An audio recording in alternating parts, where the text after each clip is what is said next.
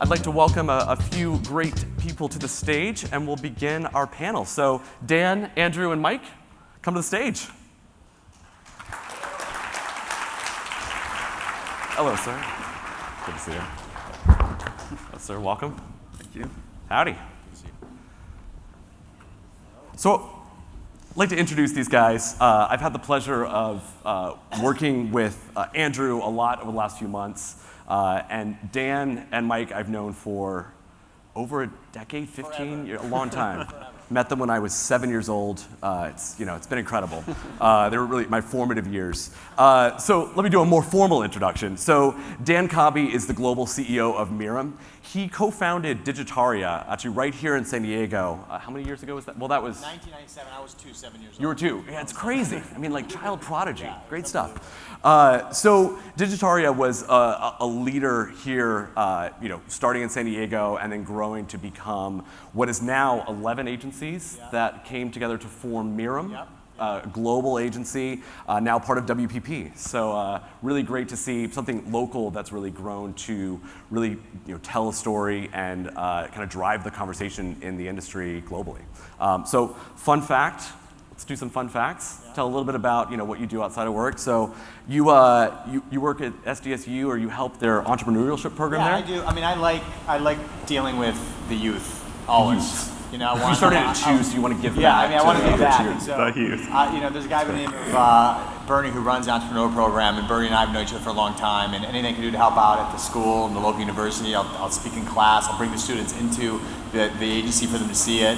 I'm very involved with the Technion, which is based out of Israel, as a matter of fact, that we bring students in their MBA program into the US and show them what's happening in business here in the States. So, I mean, anything I can do to help out, I'd love to get my hands dirty. So that's great. Yeah. Excellent. Well, Andrew Jones, as I mentioned, I've had the pleasure of working with him a lot over the last few months. We're working some papers together. We've done a few webinars. He presented yesterday in one of the breakout sessions. So Andrew is an industry analyst, really focused on customer identity and personalization. He helped establish the research practice at VentureBeat, what became VentureBeat Insights, and also with Altimeter Group. So, and I guess your fun fact, you were in the Peace Corps? I was in the Peace Corps, Where were you? I was in, of all places, a lot of people laugh, I was in Costa Rica, but I was, rough. That's what everyone says. How's your surf?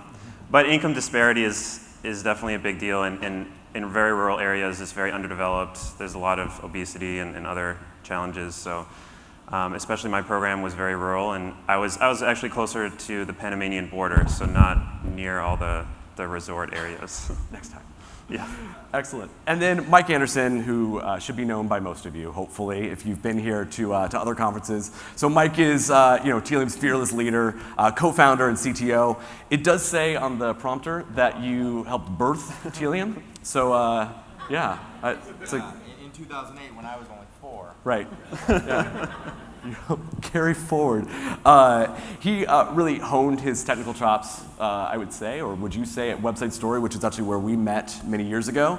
And fun fact, so your first baby was actually iDriveSafely.com, which was an online traffic school and helped people, what, to get out of tickets, or did I? It helped people stay out of classrooms. Way better. Excellent. Well, great. So we wanted to join together and take a little bit of a different approach to today's conversation. The idea for this discussion came from some conversations that I've had with members of our team at Tealium, some of you, talking about how we're trying to build profiles and we're trying to create great experiences. And I've heard a couple people talk over the last several months about how the marketer is driving this forward, driving change, and it's the technologist that's driving this change. And it really seems to me that the customer has driven this change in a lot of ways. So we often find ourselves kind of playing catch up in some ways. I think not just in retail or marketing, but if you think across the board, we're in a very different place than we were a few years ago with the role and the power that the individual has. It's changing the way that we obviously build experiences from a brand and marketing standpoint, but also the way that we vote, the way that we interact with customer service agents, really anything that relates to the consumer or individuals has evolved quite a bit. And so I want to start us off a bit and talk about, is there any particular shift or trend or something that I think really encapsulates what we're seeing today? And as this really, we're seeing this happen. So what do you think about really the first part of this, the shift? The website story acquisition of Omniture was for us when this started. We helped our customers build out an analytics practice, and as you guys know, going through an analytics implementation is painful. It's almost as painful as birthing a company. But when Omniture purchased us and we saw that their sole strategy was to move people from our platform to their platform, we thought, this sucks. And for our customers, this sucks.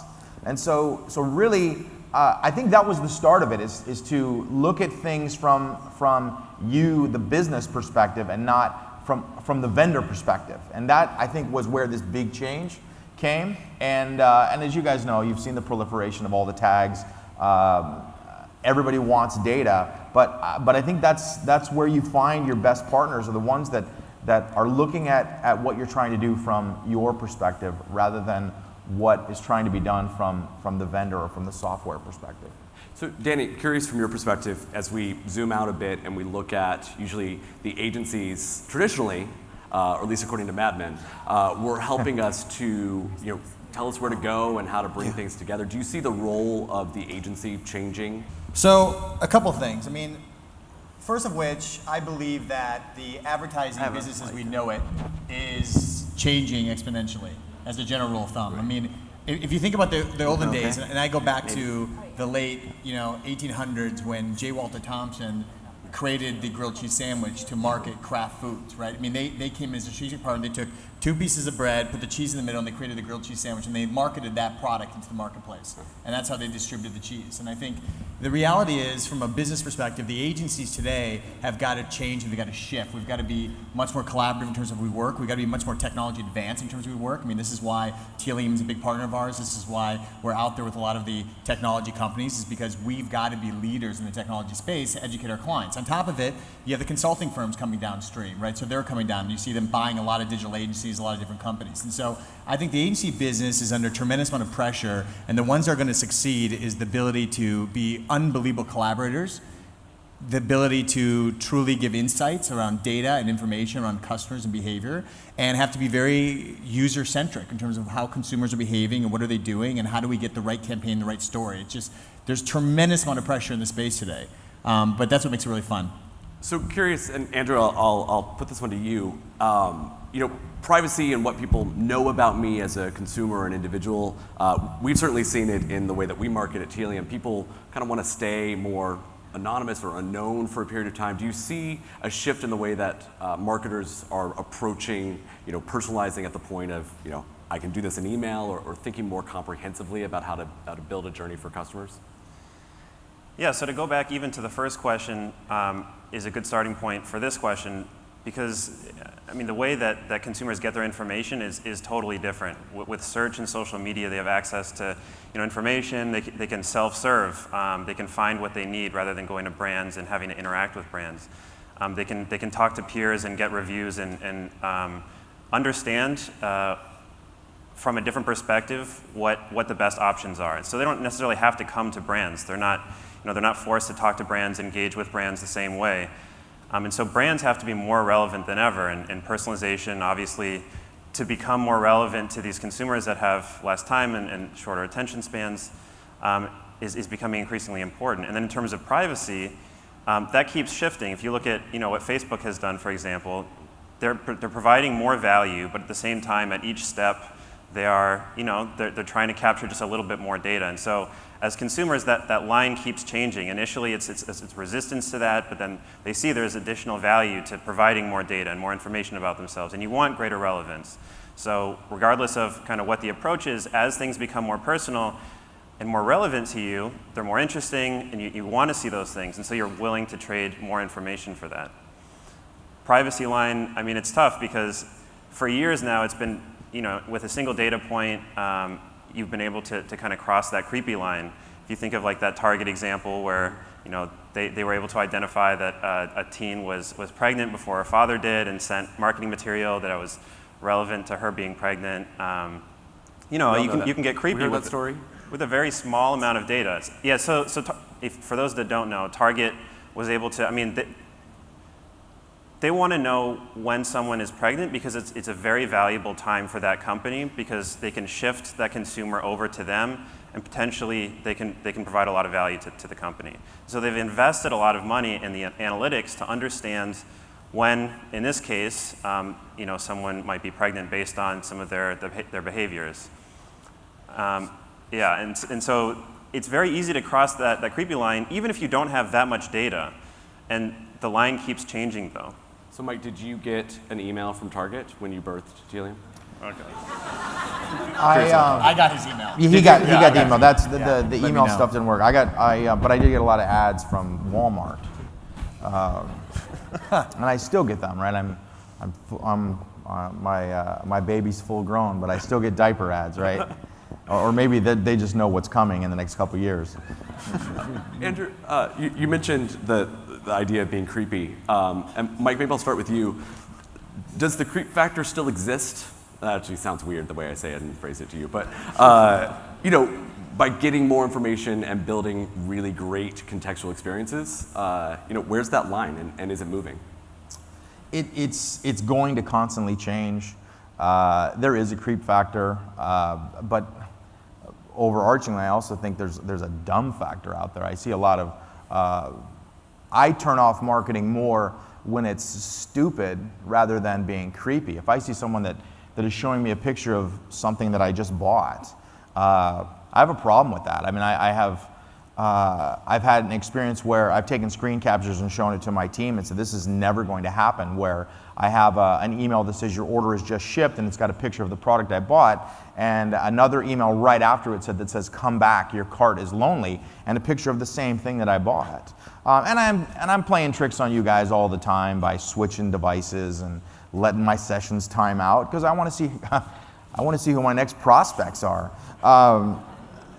But that's probably more that I'll make more of a spectacle of bad marketing, right? I'll be taking a look at a couch that I'm sitting on in an ad and think, oh, that's a nice picture of what I'm sitting on right now. The creep factor is always going to exist.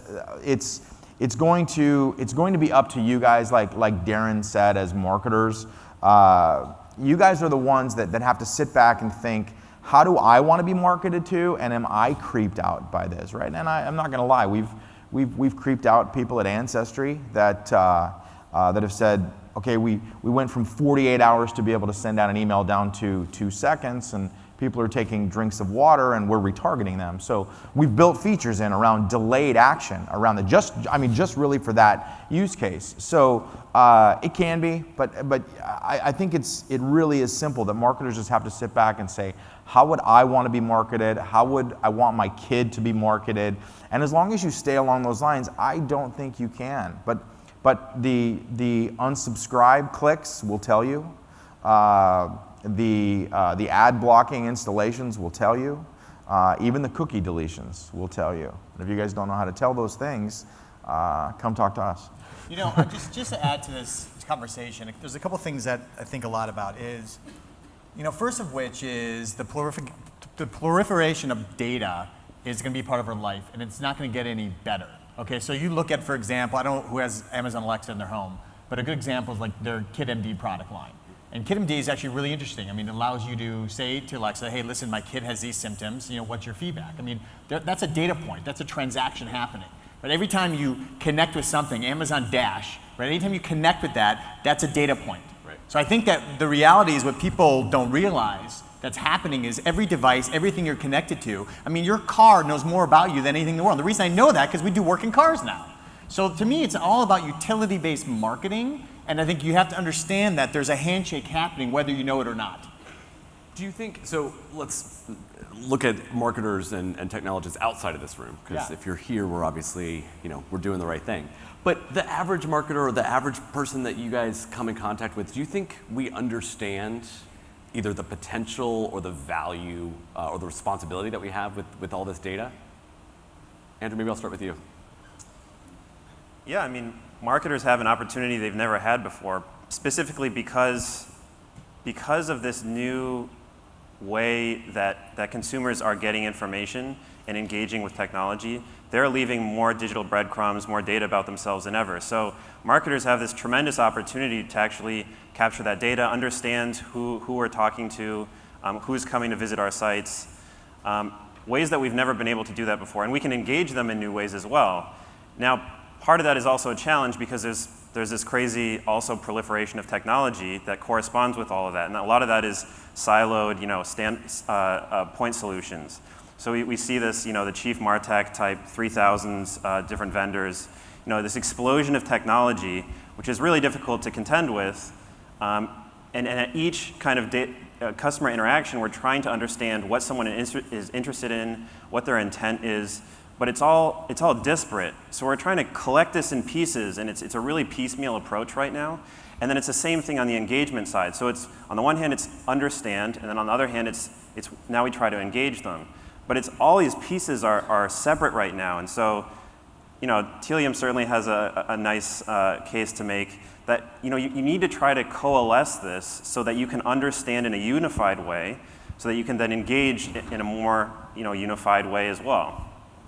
Mike, I'm curious on your thoughts on this. Do you think we're prepared as marketers? We're educated. I think a lot of people fell into this. We didn't grow up, we didn't go to school thinking about customer data and customer journeys and all of that. Curious on your thoughts there. And we're not there yet, right? So you guys are in the midst of an ecosystem that's going to continue to be defined over the next 5, 8 years, and it's going to change. And so one of the biggest things that we set out to do at Tealium was not to build a product that could pivot on a dime, but to build an engineering team that could pivot on a dime. And this is why when we talk about roadmaps, I don't really look more than 6 months out, because I don't want to put a 3-month or a 3-year roadmap in place, because there's too much that's going to change. But I do want to tell a quick story, and this is a true story.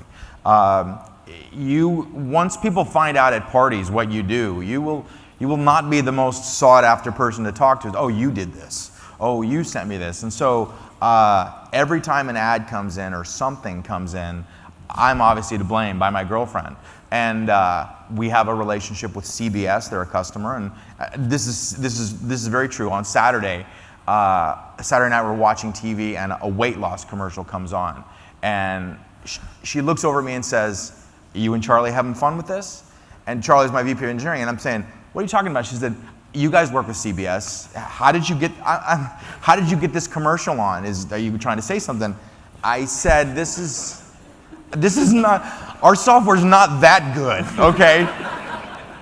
and we're not, and literally I had to fight her. I said, "We work with CBSI. This is the online stuff." She said, No. You and Charlie and your little band of coders over there, I know what you're doing." True story. I fight battles every single night about some ad that you guys put out there for my girlfriend that I have to defend as being a part of. So I need to make all of you better just for my own personal sanity. It is a true story. I'm not. That's hilarious. So there have to be people that know how to do this and apply the data together with also a creative mind. When Jeff kicked us off yesterday, he talked about how our tracks, we used to have a business track, and if you were a business person, you would go to the business track, and then a technical person would go to a technical track. We don't do that anymore because you really have to be much more, of a Renaissance person to bring together different perspectives. Danny, I'll start with you, but thoughts on the approach that we take with, who is the ideal candidate to hire nowadays? What should we all be thinking about? I mean, there's a couple of things. Just kind of going back to a couple of the points that were brought up. I think number one, and I'd actually poll this audience. I mean, how many people here are actually, overstaffed? I mean, marketing organizations don't have enough people today. I mean, they don't. And I think that understanding the ROI model and how to get the right people and how to actually kind of defend what role does marketing play in an organization and how does it drive sales is a big topic. And then you kind of roll it in, you say, what we find ourselves doing is saying, how do we align people within our organization with the needs and the gaps you have? And I think it becomes, within the corporate setting, they're looking for a lot of unicorns. Within an agency, we want unicorns, but are very specific and have certain deep skill sets to plug in. And so I think that when I look at what's out there, I think that number one, we're looking for good people. I think like like to me, skill set is one thing, but we have to work with so many different clients and so many different people. So for me, it's about like I need a good person, I need a very smart person, and I want someone that really cares about and has a passion about digital and are willing to help our clients grow. Because at the end of the day, what we find ourselves doing is making things for our customers and then allowing and training them to then continue to drive that themselves. Because you can't pay us for things that aren't high value, because then you're not going to be able to get the money to do it. So we're very much about how do we give you what you need to be successful, and then really thinking about the types of people that fit in. And it really just depends. Maybe they need a data scientist, maybe they need a designer, maybe they need a technologist. You got to be really analytical about how you play that game. So to me, it's not about, to me, I look at, personality, leadership, ultimate collaborators, and then you worry about skill sets. If you know those people, let's get as many of them as we We're possibly looking all can. the time. Mike, I'm curious from your standpoint, do you see marketers getting more technical people getting more creative? What do you see from your side? I think that there's sort of this new breed that's coming in, which is MarTech, and I think what needs to happen in organizations is the tech people need to learn the Mar piece of the business, and a lot of time engineers are not really interested in the marketing side of things, and the marketing people need to learn the tech side of things, not from a code perspective, but these two teams, when they work together, can be very, very effective. And I know we've tried to put software in place to reduce that friction. Giving some props to my colleague over here, we at Tealium, we're a CMO-less organization right now. And probably will be for quite a while. We have Adam, who's our VP of marketing, and he runs the show. So all of this is him and his team. So obviously, thank you. This is an amazing conference. But we put a practitioner in place. We put a MarTech person in place for us because it fulfilled our needs from a marketing perspective.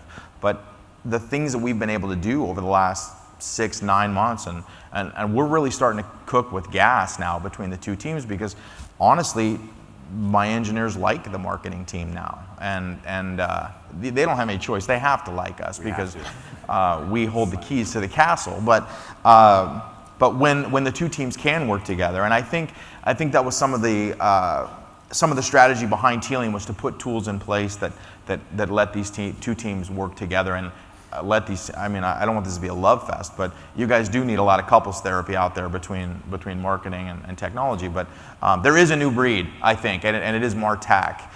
Content marketing is great, and there certainly is a place for it.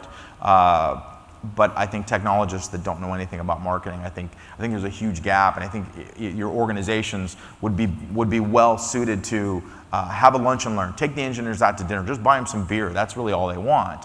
And explain to them what you do from a marketing perspective and get them involved, because that appreciation can grow rapidly within the organization, and they'll get it. I mean, they're smart people. But I think that's what companies have to do more is to, I mean, this really sounds, it's starting to sound crappy, but to embrace each other.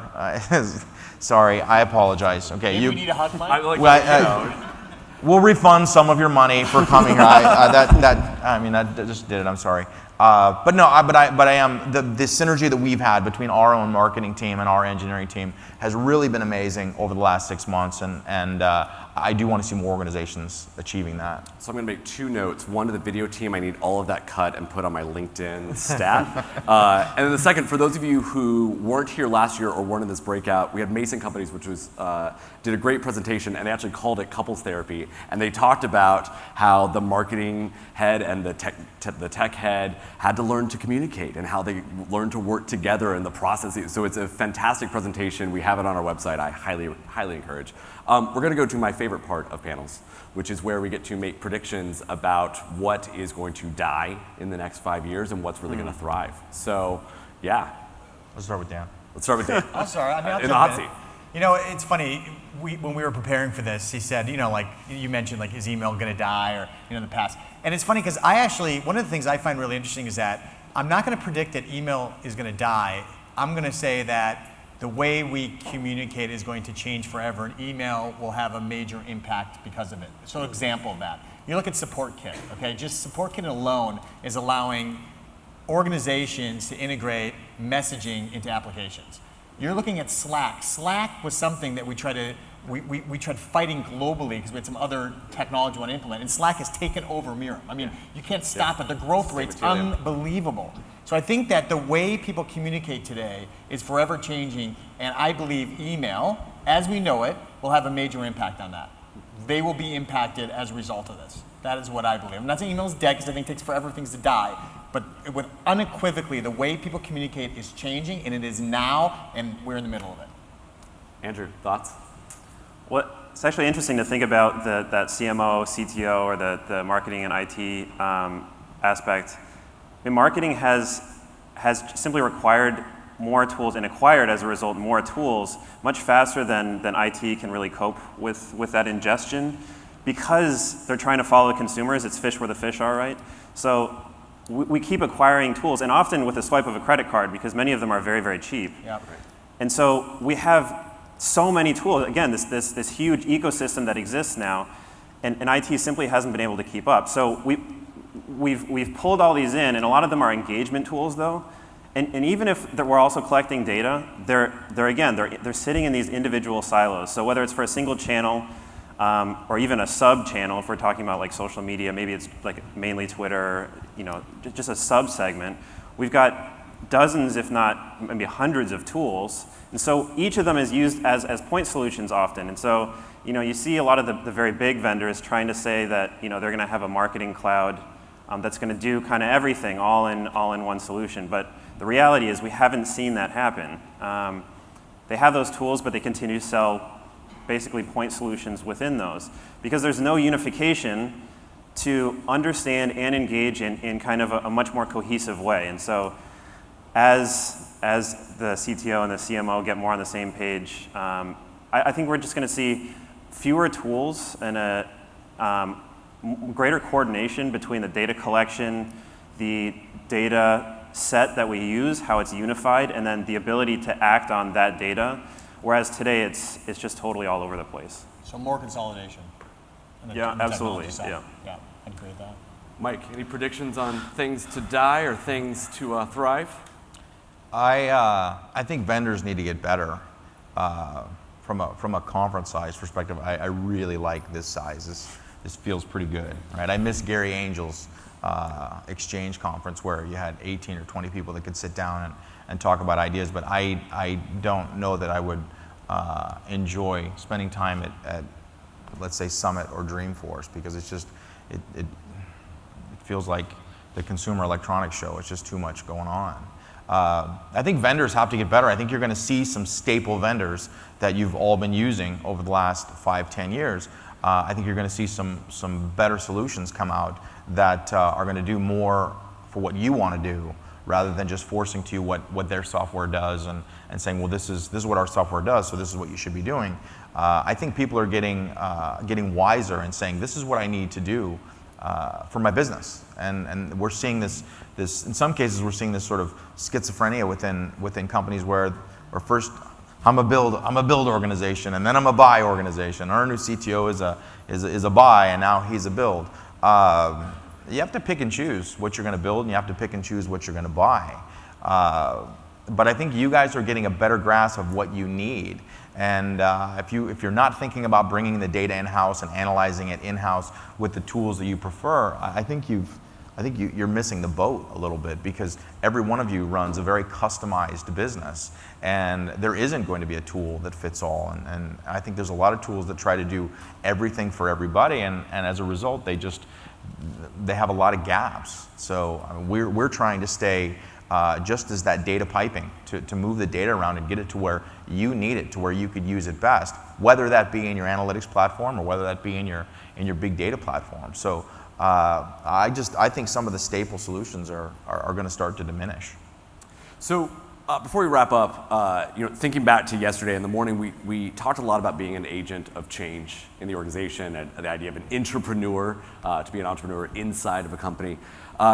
Curious for each of you to give a thought on what's one thing that everyone in this room should think about taking back tomorrow or next week, either to do within their organization or maybe just in their own development. Anything that you'd recommend? Mike, we can start with you. I'm going to go back to the marketing people that I think you should and if your engineering team is not 1,000 decentralized people, have a lunch and learn. Sit down and tell them about some of the things that you're doing from a marketing perspective. Don't make it cheesy. Don't make it campy. Use Star Wars images or things like that. They'll like that. Say the Force will be with them. I mean, it works. But I think that's probably get them to appreciate what you do, and when they do appreciate it, they will want to step in and help when you guys are running into a snag. Andrew. Yeah, I mean, Dan made the point about all marketing teams being basically understaffed. You guys have more and more jobs kind of stacked upon each other. So this is a tough one, but I mean, I would say think about kind of the what if. What if you could know this one piece of information about your customers that would let you engage them in a much more valuable way? Or what if you just had this one thing that could help you better understand who they are? There's so much available today that you probably don't know about. Once you start asking those types of what if questions, I think they can help you get to the right point in terms of finding those solutions, even if you really don't know that they even exist today. I would say that, treat your vendors like partners, and the ones that still feel like vendors, get rid of them, because what you need is partners and people trusted around you. I think empower the people around you to be really successful and really drive. And I think just make sure that ultimately that, stay very aligned with the business and the business goals. And I think if you align with your organization and the organization's business goals, you will be very successful. You'll be a very successful marketer. So build a love fest in the company, build a love fest with your vendors who should be your partners. I love it. All right, a lot of love. Well, thank you, Dan, Andrew, Mike, thanks so much for this. This is great. Thank you. Great. Thank you.